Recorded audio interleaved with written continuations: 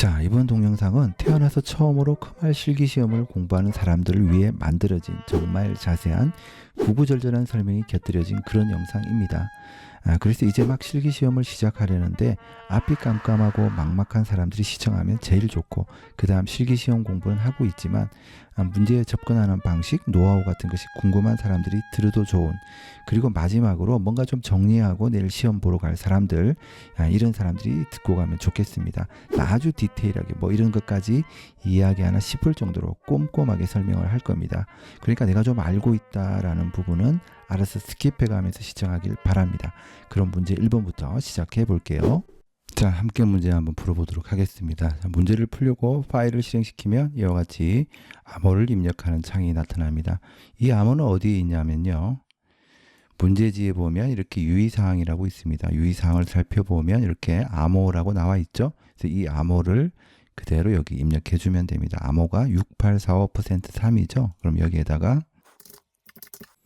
자, 이렇게 암호를 입력해 주면 파일이 열리게 되고요. 자, 이제 문제 파일을 보면서 얘를 이제 풀이를 하면 되는 거죠. 자, 문제를 보면 이렇게 아래쪽에 있습니다. 문제 1 기본 작업이고요. 기본 작업 1시트에서 기본 작업 1시트 여기에 있죠. 자, 다음과 같이 고급 필터를 수행하시오 라고 했습니다. 문제를 보면 B3에서 T31 영역에서, 자, B3에서 T31 영역은 여기에 있는 모든 표의 범위가 다 해당되고요. 여기에서 출석수가 출석수의 중간 값보다 작거나, 그 다음에 6월 9일이 빈 셀인 행에 대해서 학년 반 이름 6월 9일 출석수 이 열을 순서대로 표시하시오 라고 했습니다. 조건은 B3에서 B4 영역에 입력하고요. is blank, 그 다음에 or 미디언 함수 사용해라 라고 했습니다. 그 다음에 결과는 X3셀부터 표시해라 라고 했네요. 자, 그럼 이것을 어떻게 풀이를 할 것이냐. 이번 영상은 컴활 실기시험을 처음 준비하는 사람들을 위해서 만들어진 영상이라고 했죠. 그러면 이 문제를 보고 숨어있는 의미가 무엇인지도 좀 파악해보고, 그 다음에 이제 처음 준비하는 사람들이 어떻게 문제에 접근해야 되는지 간단한 노하우도 좀 알려주고, 이런 방식으로 진행을 해보도록 하겠습니다. 먼저 이 문제를 보면 숨어있는 단어들이 있습니다. 물론 이제 처음 공부하면서 이것까지 다 알기는 힘들지만 이것을 알고 공부하는 것과 모르고 공부하는 것에는 큰 차이가 있죠. 지금 여기 있는 이 문장 그대로 해석하면 의미가 명확하게 머리에 와닿지 않아요. 그렇죠? 그래서 여기 빠져있는 단어를 한번 채워볼게요. B3에서 T31 영역에서 출석수가 이렇게 해버리면 의미가 명확하지 않죠. 자, 여기에 빠져있는 단어가 있습니다. 각 개인의, B3에서 T31 영역에서 각 개인의 출석수가, 자, 여기도 빠져있죠. 전체 출석수의 중간값보다 작거나, 자, 여기도 하나 빠져 있습니다. 또는 6월 9일이 빈 셀인 행에 대해서 학년 반 이름 6월 9일 출석수 열을 순서대로 표시하시오 라고 되어 있습니다. 그 다음에 여기 이 문장에는 조건이 두 가지가 숨어 있죠. 하나는 출석수가 출석수의 중간값보다 작거나 라고 하는 첫 번째 조건이 하나 있고, 그 다음에 6월 9일이 빈 셀인 행이라는 두 번째 조건이 있습니다. 이 두 문장은 또는 이라는 단어로 연결이 되어 있죠. 그래서 조건 1과 조건 2는 또는 이라는 단어로 연결이 되어 있다. 그 다음에 이제 함수를 어떻게 다룰 것이냐라는 부분인데요. 자, 여러분 이제부터 처음 공부하는 사람들은 함수라고 받아들이지 말고 이 함수를 영어 단어로 받아들이면 되겠습니다. 함수로 받아들이는 것보다 아주 기본적인 영어 단어들이니까 영어 단어로 받아들이는 것이 공부하기가 훨씬 편합니다. 자, 그럼 한번 살펴보도록 할게요. 자, is blank라고 되어 있습니다. is, 비동사죠. 비동사가 앞쪽으로 오면 의문문이 되잖아요. 그죠? 그래서 is blank라고 하는 거죠. is blank, 물어보는 거죠. 뭐예요? blank냐? 이렇게 물어보는 겁니다. blank가 뭐예요? 예, 공백, 비어있는 뭐 이런 뜻이잖아요. 그죠? 그래서 is blank, 비어있냐? 공백이냐? 자, 뭐랑 연결이 되는 것 같습니까? 바로 여기 빈 셀이냐 라고 물어보는 거잖아요. 그래서 is blank는 빈 셀인 행을 찾기 위해서 필요한 함수가 되는 겁니다. 그 다음에 여기 또는이 숨어 있다고 했죠. 물론 여기 뭐뭐 하거나라는 뜻이 또는과 같은 뜻이기 때문에 이것도 연결해서 볼 수 있는데요. 어쨌거나 또는은 오알이다라는 것, 뭐 이건 다 알고 있는 사실이잖아요. 그렇죠? 그 다음에 미디언, 미디움, 중간이란 뜻이죠. 여기서 중간 값을 찾기 위해서 미디언이라는 함수를 사용하게 되죠. 그래서 결론적으로 얘기하자면 는 오알, 제가 앞에 는을 붙여준 이유는 수식 계산식이라는 것을 나타내기 위해서 는을 붙여주게 됩니다. 이렇게 는으로 시작하게 되면 뭔가 계산해야 된다라는 뜻으로 엑셀이 받아들이게 됩니다. 그래서 는 오알 조건 1, 조건 2 이런 형태로 이제 OR이라는 함수가 사용되게 되는 것이죠. 자, 이렇게 이제 정리를 해 놓고 다시 문제로 돌아와서 살펴보면 조건은 V3에서 V4 영역, V3에서 V4 영역 여기죠. 그 다음에 결과는 X3 셀부터 표시하시오라고 했습니다. 자, 이제 고급 필터로 이 문제 한번 풀이해 보도록 하죠. 자, 먼저 고급 필터는 어디에 있는지부터 알아야 되겠죠. 고급 필터를 수행하려면 데이터 탭에 가면 이렇게 정렬 및 필터라는 곳이 있습니다. 여기에 보면 고급이라는 부분 보이죠? 예, 바로 이 부분을 실행해 주면 되겠습니다. 자, 고급 필터를 실행하기 전에 우리가 하나 알아둬야 될 것이 있는데 좀 더 편리하게 작업하기 위해서 자, 이 부분, 필터링할 원본 데이터가 있는 부분, 이것을 우리가 목록 범위라고 하는데 목록 범위 속에 이렇게 마우스 포인트를 가져다 두고 고급 누르게 되면 이와 같이 고급 필터 대화 상자가 열리게 되는데 목록 범위가 알아서 자동으로 이렇게 선택되게 됩니다. 자, 그래서 여기 마우스 포인트를 가져다 두고 고급 필터를 실행한 것이고요. 그 다음에 현재 위치에 필터가 있고 다른 장소에 복사가 있는데 현재 위치에 필터를 선택하게 되면 지금 여기 있는 목록 범위가 우리가 지정한 어떤 조건에 맞게 필터링이 뭐예요? 걸러진다는 얘기죠. 어떤 조건으로 걸러져서 조건에 맞는 데이터만 보여준다는 뜻이잖아요. 그래서 여기 이 목록 범위가 바뀌게 되기 때문에 우리는 다른 장소에 복사를 선택해야 되는데 문제를 잘 읽어보아도 결과는 X3 셀부터 표시하시오라고 되어 있죠. 그 얘기가 다른 말로 바꾸자면 결국 다른 장소 X3 셀에 복사해서 표시하시오라는 의미가 되는 겁니다. 그래서 이렇게 선택을 하면 되겠고요. 그 다음에 조건 범위는 앞에 문제에서 나온 것처럼 B3에서 B4 영역 이렇게 지정해 주면 되겠고요. 복사 위치도 지정해 주면 되겠죠. 자, 여기서 이제 우리가 처리해야 될 부분이 또 하나 있죠. 문제를 잘 읽어보면 전체 필드에 대해서 필터링 하는 것이 아니고 전체 필드에 대해서 필터링한 결과값을 보여주는 것이 아니라 문제에서 어떻게 했어요? 학년, 반, 이름, 6월 9일 출석수 이렇게 선택해서 보여줘라 라고 했죠. 자, 이렇게 따로따로 선택할 때는 컨트롤 키 누르고 선택한다는 거 하나 알아두면 되겠고요. 이렇게 한 다음에 컨트롤 C 눌러주면 되겠습니다. 컨트롤 C 누르고 그 다음에 X3 셀부터 표시해라 라고 했기 때문에 X3 셀로 가서 컨트롤 V 해주면 이렇게 붙여넣기가 되죠. 이 상태에서 ESC 키 눌러서 선택 영역 부분을 해제해 줘야 됩니다. 이렇게 하면 이제 학년, 반, 이름, 6월 9일 출석수에 대해서만 고급 필터를 수행할 수 있게 되는 겁니다. 자, 이제 가장 중요한 조건 범위에 입력할 조건식, 함수식, 수식을 작성해 줘야 되는데 여기에도 두 가지 원칙이 있습니다. 자, 지금처럼 문제에서 대부분의 1급 시험은 다 이런 경우지만 문제에서 나온 것처럼 어떤 함수를 사용해서 수식을 사용해서 계산식을 사용해서 그 결과가 논리값으로 나온다면 논리값으로 나온다는 것은 무슨 뜻이냐면 true나 false와 같은 더 쉽게 얘기해서 참 거짓 같은 논리식의 결과값이 나오는 경우에는 조건 범위의 필드 이름에 여기에 있는 여기는 뭐예요? 목록 범위의 필드 이름에 있는 것을 사용할 수 없다라는 것을 알아둬야 됩니다. 자, 그러면 그 얘기는 이제 더 쉽게 얘기하자면 우선 우리가 조건 범위에 식을 입력할 때 조건 범위에도 여기 필드 이름을 적어줘야 되고 그 다음에 식을 적어줘야 된다라는 것이 1번이고, 그런데 필드 이름을 적을 때 두 가지 부류가 있는데, 하나는 여기에 만약 true나 false와 같은 결과값이 나오게 되면 여기 필드 이름에는 목록 범위에 있는 필드 이름을 사용하면 안 되고, 그게 아니라면 여기에는 목록 범위에 있는 필드 이름만을 사용해서 작성해야 된다라는 바로 그런 원칙이 있습니다. 이거 왜 그러느냐가 아니고 그렇게 고급 필드를 사용하도록 약속한 겁니다. 이것은 뭐 따질 필요는 없고요.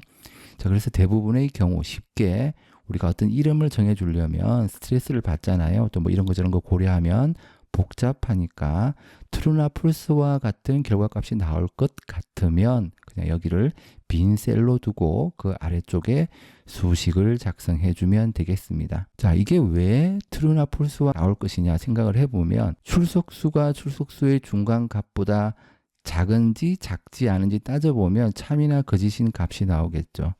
그 다음에 6월 9일 쪽에 빈셀인지 아닌지 따져보면 또 참이나 거짓이 나오겠죠.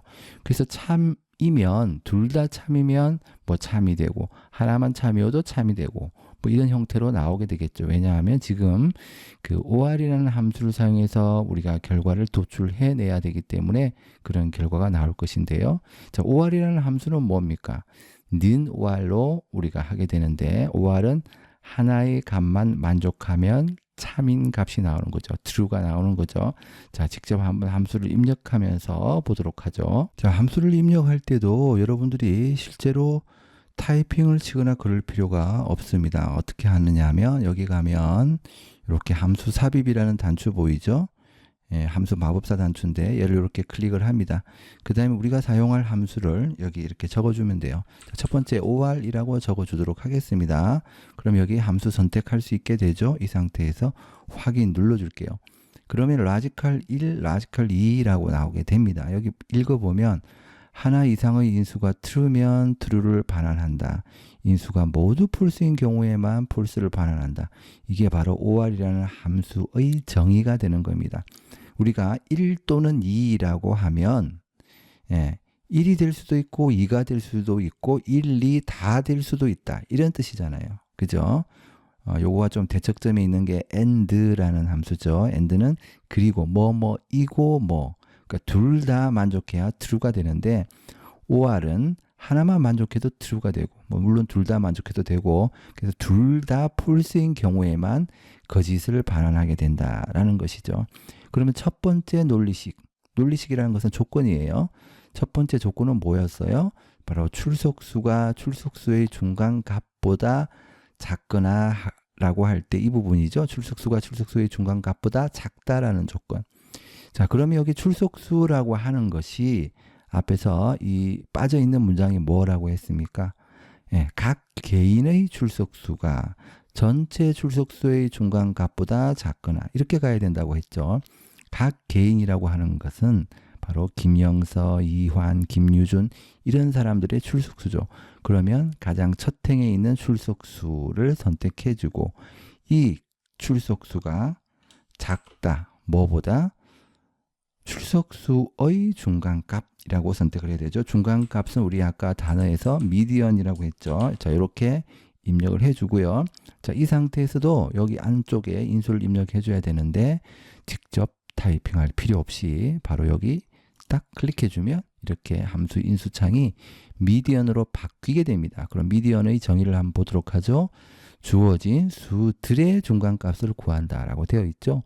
수들, 복수형이죠. 그래서 여기 넘버라는 부분을 보면 중간값을 구하려는 수다라고 되어 있습니다. 그럼 중간값을 구하려는 수가 뭐예요?